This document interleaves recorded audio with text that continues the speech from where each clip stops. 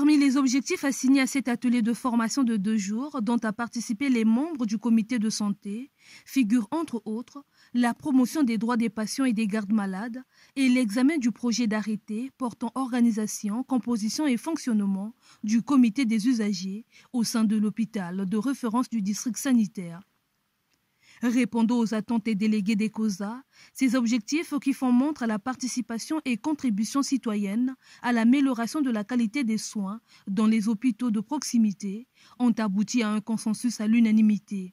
Organisée par l'Observatoire congolais des droits des consommateurs, cette initiative s'inscrit dans la droite ligne du projet santé financé par l'ambassade de France par le biais du dispositif Kotonga. 4 recommandations ont été prises à l'issue des travaux. Au cours des échanges, les participants ont recommandé au ministre de la Santé et de la Population d'accélérer la signature du projet de charte des droits du patient, de la favoriser l'implication effective des usagers dans la gouvernance des hôpitaux à travers la population, à travers la publication des arrêtés portant attribution, organisation et fonctionnement du comité des usagers dans les hôpitaux. À l'Observatoire congolais des droits des consommateurs de poursuivre la formation des membres de COSA et leur mise en fédération. Aux consommateurs de fréquenter les structures de santé de leur quartier, de porter à la connaissance des associations des consommateurs tous les manquements rencontrés dans les hôpitaux.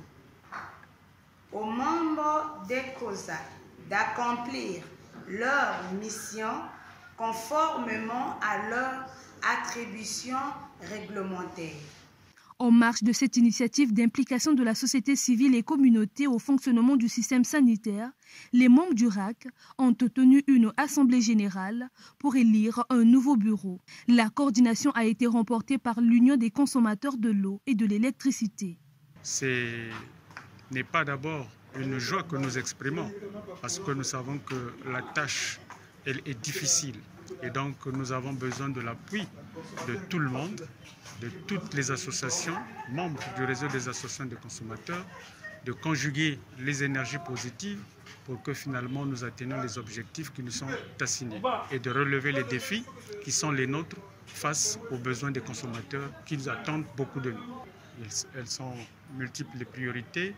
Entre autres, nous allons parler des tranches sociales. Vous avez également le défi à relever pour la gestion du secteur public de l'électricité. Et nous avons également des défis à relever dans le secteur de transport en commun. Il y a également le secteur de la santé, où il y a énormément aussi de problèmes, car vous savez que les services de santé ne sont pas trop proches des consommateurs.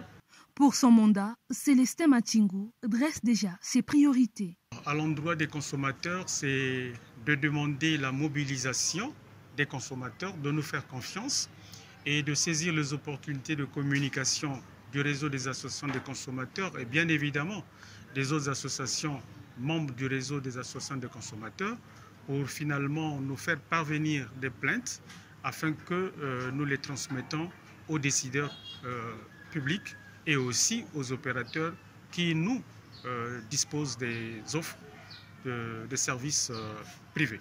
L'O2CD se veut être en première ligne dans la défense des droits des consommateurs en République du Congo.